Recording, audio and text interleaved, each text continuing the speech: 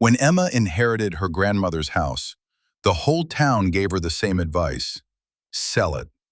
But the house stood at the edge of the forest like a memory that refused to die, with its sagging porch, its peeling white paint, and the silent trees pressing close behind it. Emma stayed. She couldn't let go the place where every summer of her childhood had been warm, safe, and alive. At first, the house felt ordinary, dusty, old, a little lonely.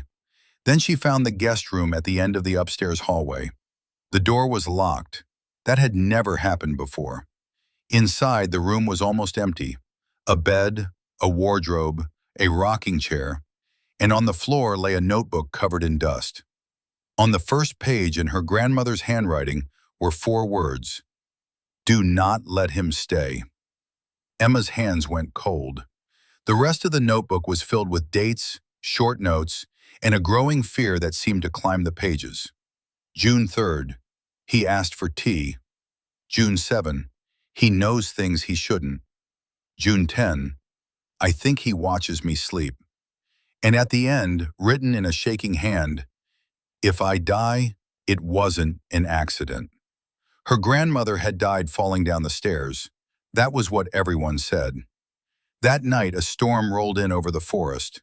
Rain slammed the windows. Then came 3 slow knocks at the front door. A man stood outside in a dark coat, with wet hair plastered to his face, and a polite smile that never reached his eyes. His car, he said, had broken down. Could he stay the night? Emma looked at him and remembered the notebook. Do not let him stay. She said no. The man nodded as if he had expected that answer.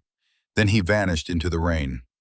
At 2:17 a.m., footsteps crossed the ceiling above her bedroom. Slow, measured, impossible. Emma searched the house with a flashlight but found nothing.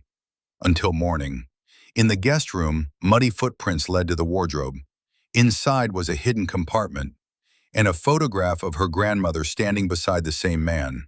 On the back, in fading ink, were 6 brutal words. His name changes.